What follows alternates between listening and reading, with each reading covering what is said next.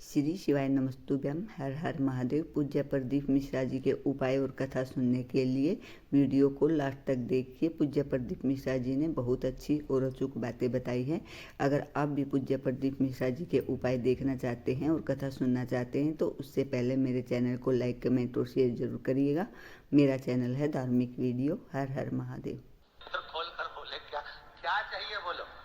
देखिए संबोधन, करुण घंटी क्यों बजाई जाती है, मंदिर में घंटी क्यों बजाई जाती है, घंटाल क्यों बजाया जाता है, ताली क्यों बजाई जाती है मंदिर के अंदर, कारण क्या है। शंकर के मंदिर में घंटी क्यों बजाई जाती है, शंकर के मंदिर में उस घंटी को क्यों बजाया जाता है, ताली का नाद क्यों करा जाता है, शिव मंदिर में किस लिए करा जाता है। तो लिंग पुराण कहती है कि मंदिर के अंदर या घर के अंदर आप गरुण घंटी जब बजाते हो, घंटी का नाद जब करते हो, तो शिव महापुराण की कथा और लिंग पुराण की कथा, विष्णु पुराण की कथा कहती है मात्र घंटी का नाद कर देने से जितने भूमि पर तीर्थ हैं, जितने साधक साधना कर रहे होते हैं, जितने तपी तप कर रहे होते हैं, जितनी पवित्र नारी स्त्री पतिव्रता धर्म का पालन कर रही होती है, जितने दान पुण्य स्मरण हो रहे होते हैं, उस समय पर जिस समय तुमने घंटी बजाई है उस पल वो सारे पुण्य घंटी का नाद करते से तुम्हारे खाते में आ जाते हैं।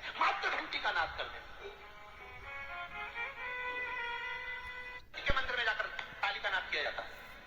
ताली का नाद शिव मंदिर में क्यों बजाई जाती है, उसका कारण उस मंदिर में जितने बैठे होंगे, जो भजन कर रहा, तप कर रहा, साधना कर रहा, अभिषेक कर रहा, पूजन कर रहा, 3 बार ताली बजाने से उनका सारा का पुण्य हमारे खाते में 1 सेकंड में आ गया।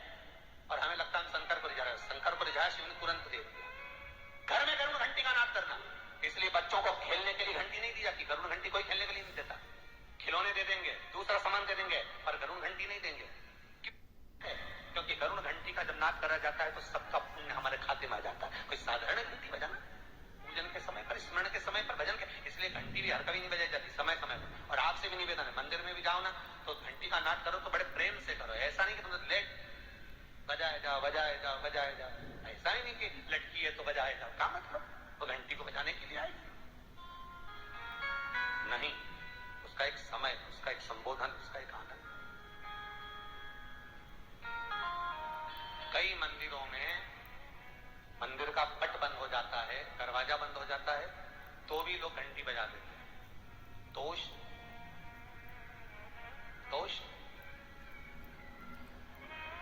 भगवान अगर मंदिर में सो रहे हैं, लिखा हुआ है मंदिर के खुलने का समय इतनी बजे से इतनी बजे तक, मंदिर बंद है तो घंटी नहीं बजना चाहिए। जिस जगह पर ब्राह्मण विद्वान हैं, साधक हैं, संत हैं, साधु हैं, मंदिर अगर बंद होता है तो उसके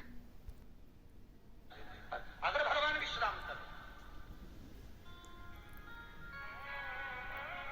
भगवान विश्राम अवस्था में है, पट बंद है, दरवाजा और लिखा हुआ है समय, मंदिर खुलने का समय 11 बजे से 3 बजे तक, मंदिर बंद होने का समय 3 बजे से 3 बजे तक, और उस बीच में तुमने तो देख लिया कि पट बंद है, तुम तो आ गए, तुमने तो मन में सोचा हम तो इंदौर से आए, हम तो भोपाल से आए, हम तो वहां से आए, हम तो वहां से आए, और भगवान का मंदिर बंद है तो क्या हुआ, हम तो घंटी तो बजाएंगे, तो बजाते जा।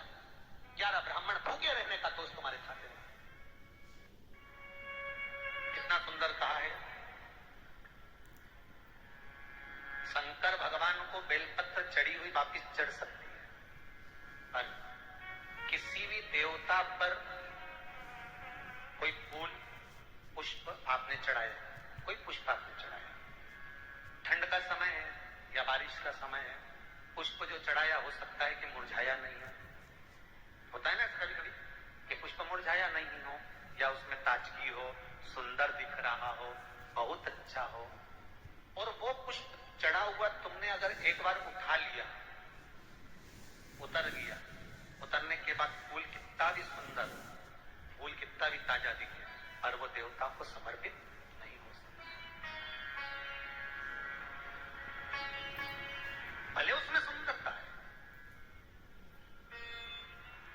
ठंड के दिनों में कई फूल ऐसे भी रहते हैं, भगवान के सामने आपने एक बार चढ़ा दिया, चढ़ाने के बाद वो रखे रहते हैं तो ऐसा लगता है कि उनको ताजे से दिख रहा है, तो कई माताओं की आदत रहती है उन्हीं फूल से वापिस श्रृंगार कर देते, या उन पुष्प की रंगोली बनाकर भगवान के सामने डाल देते, पर वो गलत है, वो गलत।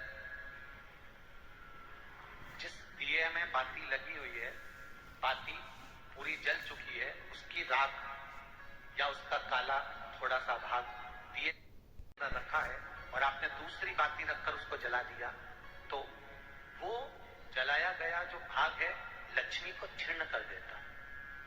15 दिन तक व्यापार ठीक नहीं चल सकता। एक बार प्रैक्टिकल करके देखो। दिए के अंदर अगर कोई बाती जल गई, जलने के बाद ठंडी हो गई, ठंडी होकर उसमें राख पड़ी हुई है, या उसके अंदर कोई काला सा आप गोल बत्ती लगाते तो काला का एक भाग काला काला सा जला हुआ उसके अंदर रह जाता है। कई लोगों की आदत रहती है कि अब शाम का टाइम तो है, उसको कौन हटाए, उसी में अपन दूसरी बत्ती रख दो, जला दो, उसी में रखकर दूसरी बत्ती जला दो। भाग उसी में पड़ा हुआ है पुराना, और आपने दूसरी बत्ती अगर रखकर जला दी है, व्यापार होगा, व्यवसाय होगा, या फिर घर में रखा हुआ धन होगा, 15 दिन के लिए वो छिन्न होगा, वो जाएगा। ऐसा टिकने वाला नहीं 15 दिन तक, सब कुछ भी कर ठीक नहीं चल सकता व्यापार। तुम कितना भी कम लगा लो। कई लोग कहते भी होंगे कि हमारी दुकान तो 8 दिन तो अच्छी चलती है, 8 दिन के बाद नया क्या हो जाता है, 15 दिन अच्छी चलती, 15 दिन के बाद नया जाने क्या हो जाता है। तो उसमें गलती ढूंढो कि हम गलती क्या कर रहे हैं। तो व्यापार तो अच्छा चल रहा है, ग्राहक भी आ रहे हैं, सब कुछ होता है। जब 15 दिन ग्राहक आते हैं तो 15 दिन क्यों नहीं आते, 8 दिन ग्राहक आते हैं तो 8 दिन क्यों नहीं आते, उसके पीछे तुम्हारा कोई कारण होगा। फिर अपनी गलती को ढूंढो कि हमारी गलती क्या हो। तो उसमें आपको वर्णन किया था कि भगवान की बेलपत्री, भगवान का प्रसाद अगर पलंग पर रखा है तो दोष कौन है,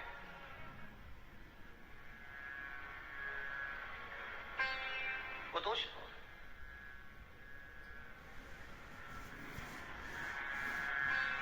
अब बाबा ने पूछ लिया, इंद्र मैंने माला आपको दी, माला का इंद्र कहते मैंने तो रावत को दे दी, रावत से पूछा वो कहा मैंने तो अपनी मस्ती में दे दी, पाँव के नीचे आ रही।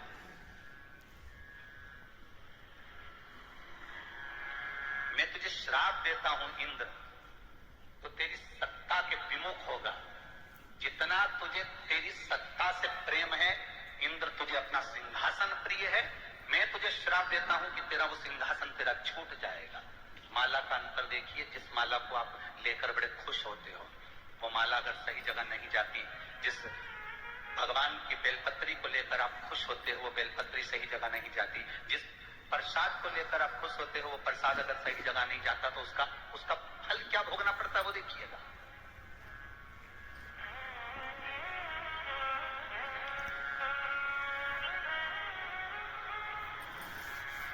एक कथा आपको सुनाते हैं, वो कथा नहीं है, हमारे जीवन का प्रत्यक्ष उदाहरण। प्रत्यक्ष उदाहरण।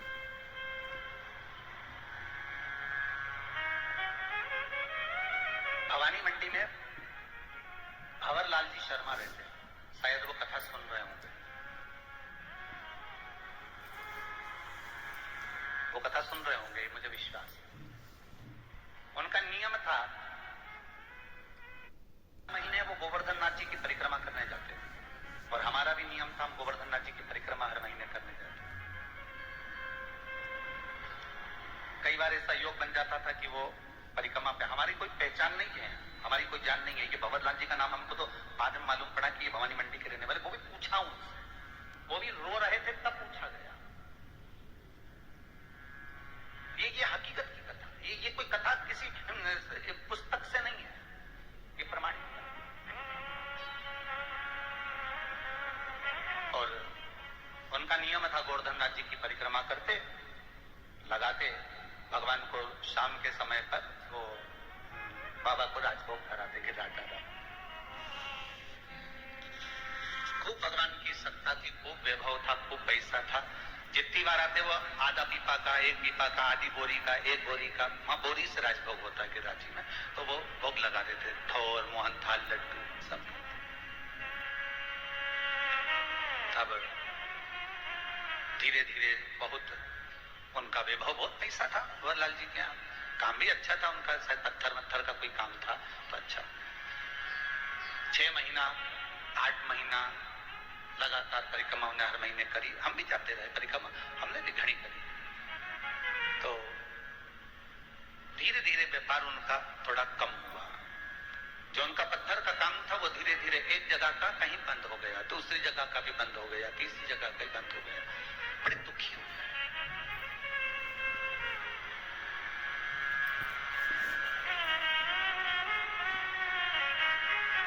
पुछरी के लोटे के पहले मुकुट शिला आती है। उस मुकुट शिला पर हम बैठे हुए थे और ये भैया निकल कर जा रहे थे और आज ये दोनों पति पत्नी की आंख में आंसू भरे हुए थे। परिक्रमा करते करते अब मुख से निकल गया, भैया आप कौन हो, क्यों रो रहे हो? और वो भी गिरिराज दादा की शरण में रो रहे। जब व्यक्ति भगवान की शरण में रहता है, भोलेनाथ की शरण में रहता है, ठाकुर की शरण में रहता है, मेरे कृष्ण की शरण में रहता है, मेरे गोवर्धननाथ जी की शरण में रहता है, मेरे राम की शरण में रहता है, तो उसकी आंख में तो आंसू आना ही नहीं चाहिए। फिर आप क्यों रो रहे हो? पूज्य प्रदीप मिश्रा जी के उपाय देखने के लिए मेरे चैनल को लाइक कमेंट धोती तो शेयर पहने जरूर थे। करें। तो कहा अरे महाराज, बहुत पहले की बात है, लगभग हो गए होंगे 8-10 साल। आज याद आई है तो बता दें। अरे महाराज बड़े दुखी हैं, क्या हो गया? हर महीने आते हैं, बाबा बहुत सुनता था, खूब वैभव था, परंतु अब कुछ बचा नहीं। अब तो भगवान को हम भोग भी नहीं लगा पा रहे, वो स्थिति। फिर भी हम लगाते तो हैं, थोड़ा बहुत जो बन जाते थे।